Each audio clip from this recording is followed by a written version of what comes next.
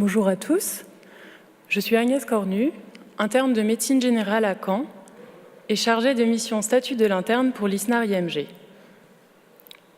En attendant de connaître le vainqueur du prix Alexandre Vernet, je vais vous parler de la réforme du 3e cycle des études médicales. Vous savez peut-être qu'elle est en cours depuis plusieurs années maintenant et entrera en vigueur à la rentrée universitaire prochaine. Elle a notamment pour objectif de moderniser le système de formation des médecins et de simplifier l'organisation du 3e cycle des études de médecine en les réorientant vers l'acquisition progressive des connaissances et compétences professionnelles conformément à la loi de modernisation du système de santé. Lors du 17e congrès des internes à Strasbourg l'an dernier, nous avions entendu M. Thierry Mandon, secrétaire d'État à l'enseignement supérieur et à la recherche, annoncer un DES en 3 ans. Aujourd'hui, nous pouvons vous en dire davantage, puisque le 25 novembre dernier est sorti le décret cadre relatif à l'organisation du 3e cycle des études de médecine. Cette réforme permettra une acquisition progressive des connaissances et compétences professionnelles, avec 3 phases successives, à l'exception des spécialités dont la durée est de 3 ans, qui comprendront 2 phases, 1 et 2. La phase 1, phase socle, correspond à l'acquisition des connaissances de base de la spécialité et des compétences transversales nécessaires à l'exercice de la profession. La phase 2, phase d'approfondissement, correspond à l'acquisition approfondie des connaissances et des compétences nécessaires à l'exercice de la spécialité suivie. La phase 3, dite phase de consolidation, correspond à la consolidation de l'ensemble des connaissances et compétences professionnelles nécessaires à l'exercice de la spécialité.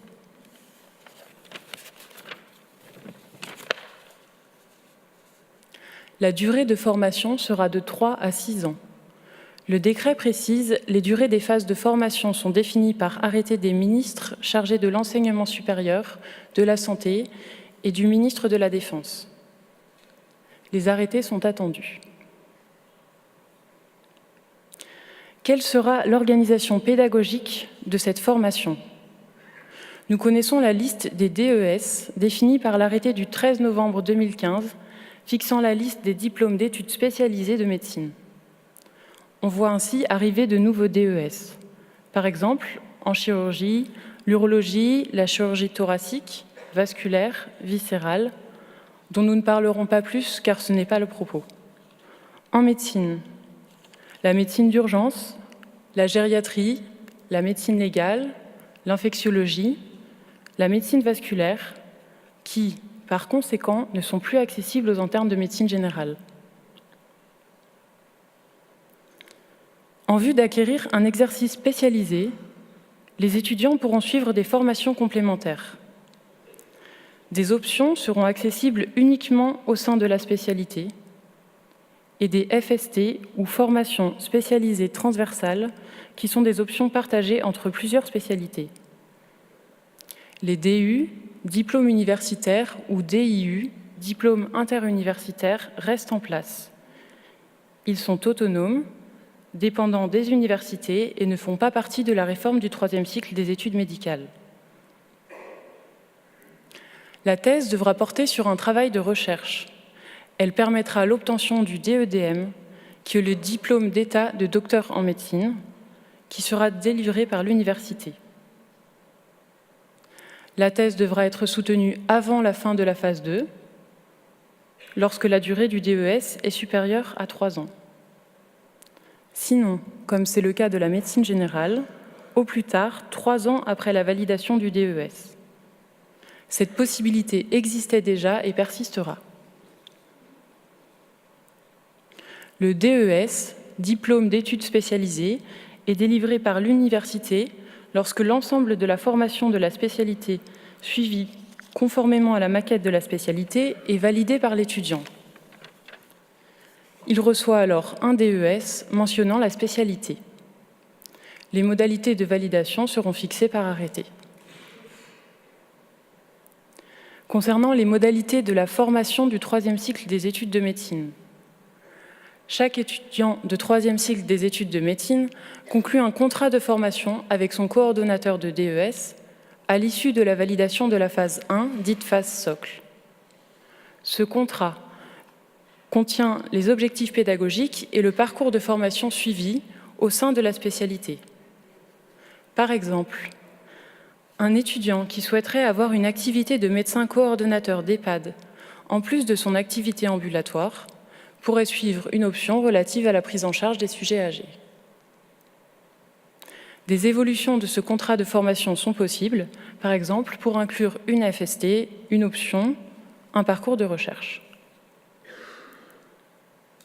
Davantage de stages ambulatoires seront possibles avec cette réforme. Cela était une position forte défendue par l'ISNAR-IMG, qui se réjouit de cette victoire. Les stages pourront s'effectuer en CHU, en centre hospitalier, dans d'autres établissements de santé publics ou privés, auprès de praticiens agréés maîtres de stage des universités, au sein de laboratoires de recherche, de structures de soins alternatives à l'hospitalisation, de centres de protection maternelle et infantile, d'associations, d'administrations, d'établissements publics ou d'entreprises. L'ISNAR-IMG a obtenu la suppression du stage obligatoire en CHU pour les internes de médecine générale.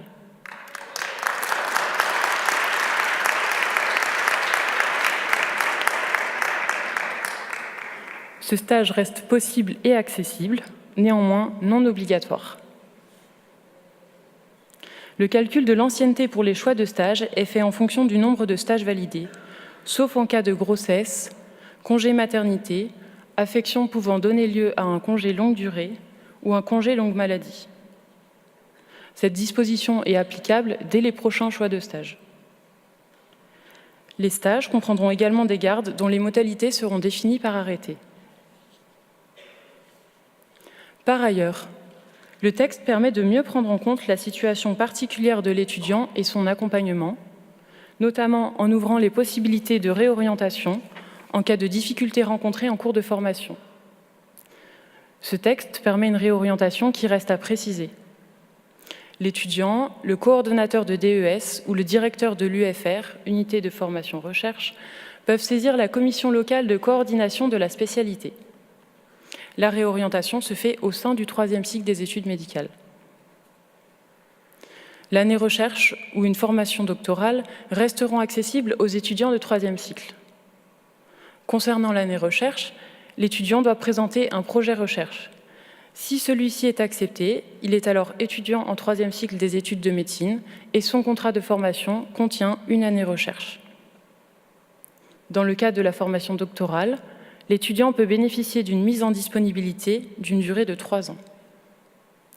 J'espère que ce point vous a éclairé sur la réforme du troisième cycle et je reste à votre disposition si vous avez des questions.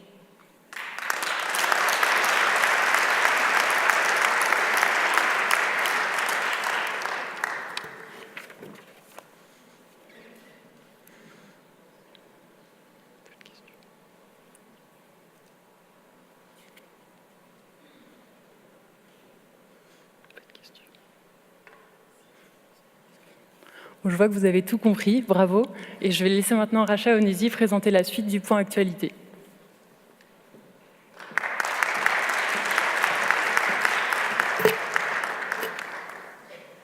Rebonjour à tous. Donc je suis Racha Onesi, interne de médecine générale à Bordeaux et première vice-présidente de l'ISNAR-IMG. Pour cette deuxième partie du dernier point actualité de notre congrès, nous souhaitions aborder la nouvelle convention médicale qui a été signée le 26 août dernier. Pourquoi ? Simplement parce qu'elle est prévue pour une durée de 5 ans et que par conséquent, elle nous concernera normalement tous. La convention médicale est le contrat résultant des négociations entre l'Union nationale des caisses d'assurance maladie, UNCAM, et les syndicats représentatifs des médecins libéraux. Elle définit, entre autres, les modes de rémunération des médecins et est le fruit de plusieurs mois de discussion. Lors de ces négociations, nous avons été conviés avec les autres structures représentant les jeunes et futurs médecins à assister en notre nom propre aux séances relatives à la démographie médicale, comme cela est prévu par la réglementation. Cependant, ces dernières ne représentent que 2 séances sur des mois de discussion. Nous avons donc demandé un statut d'observateur indépendant afin d'assister à l'ensemble des discussions sans avoir à rejoindre la délégation d'un des syndicats seniors. Ce statut nous a été refusé par l'un des syndicats siégeant aux séances.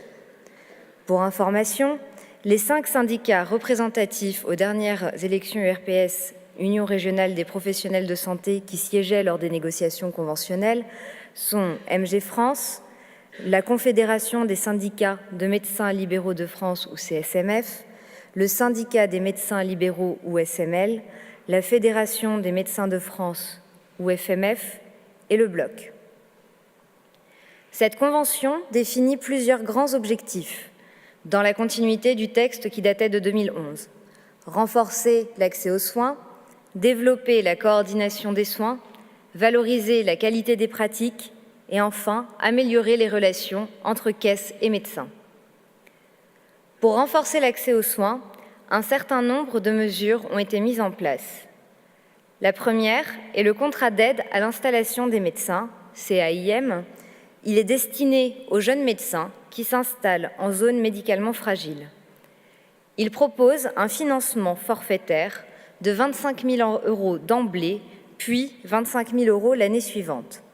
Il n'est possible qu'une seule fois. En contrepartie, le médecin s'engage, entre autres, à exercer pendant au moins 5 ans dans la zone où il s'installe et à exercer à tarif opposable. Ce nouveau contrat permet d'avoir une aide dès l'installation, dès la signature du contrat. C'était une demande forte des structures jeunes, car les aides prévues par la précédente convention de 2011 n'arrivaient que l'année suivant l'installation, voire plus tard, alors que les frais ont déjà été engagés par le médecin qui s'installe. D'autres contrats sont proposés aux médecins qui sont déjà en exercice en zone médicalement fragile. L'un d'entre eux, le contrat de stabilisation et coordination des médecins, ou COSCOM, prévoit une option de valorisation des maîtres de stage des universités accueillant des internes en zone fragile. Bien que restant modeste, cette mesure répond à une demande forte de l'ISNAR-IMG et des structures jeunes, inscrivant surtout, par là même, dans la Convention, l'importance de l'accueil d'internes en stage ambulatoire dans la lutte contre les problématiques de démographie médicale. Pour le volet coordination des soins, tout en prévoyant une revalorisation financière du rôle de médecin traitant avec un forfait prenant plus en compte les caractéristiques de la patientèle, la Convention de 2016 a mis en place le médecin traitant de l'enfant pour les assurés âgés de moins de 16 ans. Par ailleurs, le forfait structure a été individualisé pour permettre de financer des outils de coordination. Pour valoriser la qualité des pratiques, la rémunération sur objectifs de santé publique, ou ROSP, mise en place en 2011, a été maintenue mais voit quelques évolutions. Mais avant tout, qu'est-ce que la ROSP ? Elle consiste à verser aux médecins une rémunération forfaitaire sur la base d'un certain nombre d'indicateurs, certains dits de qualité de la pratique médicale, d'autres dits d'efficience. Les critères de 2011 qui étaient relatifs à l'organisation de la structure ont été enlevés de la ROSP et font donc maintenant partie du forfait structure dont je vous ai parlé plus tôt. Les indicateurs concernent un certain nombre de pathologies chroniques et ont été étoffés. Chaque indicateur comporte des objectifs à atteindre et des objectifs intermédiaires. Un système de points permet de calculer le montant qui sera reversé aux médecins. Dans le cadre de la ROSP, une autre demande des structures jeunes a été entendue, la mise en place de modalités de calcul spécifiques pour les médecins installés depuis moins de 3 ans, dont la patientèle est souvent plus petite, ce qui jusque-là impactait leur rémunération forfaitaire liée à la ROSP, le nombre de patients intervenant dans le calcul du forfait. Enfin, vous avez certainement entendu parler de la revalorisation du tarif de consultation en médecine générale à 25 € à partir du 1er mai prochain, par l'ajout d'une MMG ou majoration médecin généraliste d'un montant de 2 € qui s'ajoute donc au C à 23 €. D'autres majorations sont prévues pour les consultations longues et complexes. Les consultations pour les enfants de 0 à 6 ans sont portées à 30 € par la mise en place de la majoration enfant pour les médecins généralistes ou MEG. Enfin, des consultations dites à fort enjeu de santé publique ont été créées, bénéficiant d'une valorisation particulière. En contrepartie du conventionnement des médecins, les caisses d'assurance maladie participent au financement des cotisations sociales des médecins qui exercent en secteur à honoraires opposables ou secteur 1 et elles remboursent les patients consultant des médecins conventionnés, quel que soit leur secteur d'exercice, secteur 1 ou secteur 2, sur la base du tarif AMO ou assurance maladie obligatoire. Après de multiples tractations et des négociations qui ont duré de février à juillet, la convention a finalement été signée le 26 août 2016 par 3 syndicats sur les 5 qui siégeaient, MG France, le Bloc et la FMF. À l'issue de la signature, l'ensemble des structures jeunes a dénoncé un texte qui, malgré quelques victoires, manque d'ambition. La rémunération à l'acte reste prédominante. Le forfait structure ne donne pas véritablement les moyens de développer interprofessionnalité et interdisciplinarité. Les mesures permettant de véritablement favoriser l'exercice mixte, qui est pourtant souhaité par les jeunes médecins, sont insuffisantes. Il est indispensable que les jeunes et futurs médecins soient entendus dans les négociations conventionnelles. Pour favoriser l'installation et le maintien en exercice libéral des jeunes médecins, le modèle conventionnel doit correspondre à leurs attentes. Madame la ministre a annoncé que le décret qui doit permettre aux structures jeunes d'être observatrices aux négociations va prochainement être soumis à concertation, selon ses propres termes. C'est une avancée. Nous attendons toutefois avec impatience la publication effective de ce texte.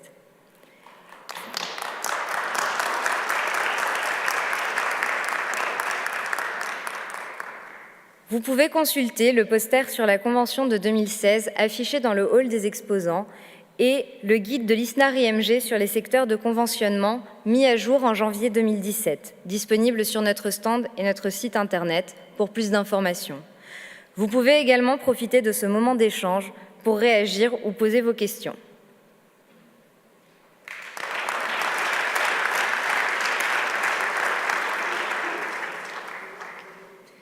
Y a-t-il des questions? Oui, j'en vois qui se lève.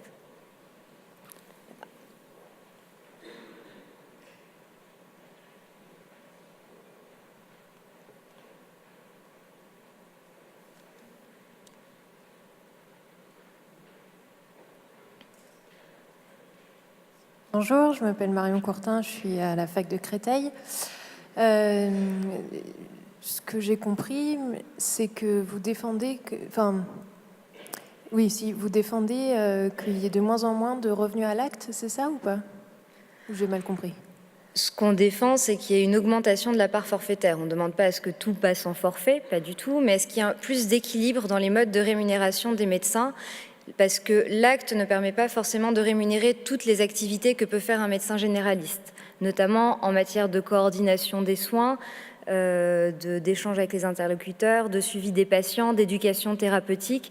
Tous ces éléments de l'activité des médecins ne sont pas pris en compte par la tarification à l'acte. Et donc, nous, notre demande est que la part forfaitaire soit majorée pour mieux permettre aux médecins d'avoir cette pratique et surtout de la valoriser. D'accord, ok. Moi, je suis d'accord aussi.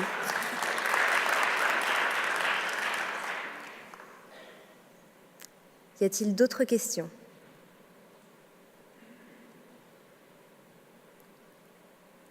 Bon, pas de questions. J'ai donc le plaisir de laisser la place au jury du prix Alexandre Varnet qui va nous révéler le vainqueur de l'édition 2017. Merci à tous.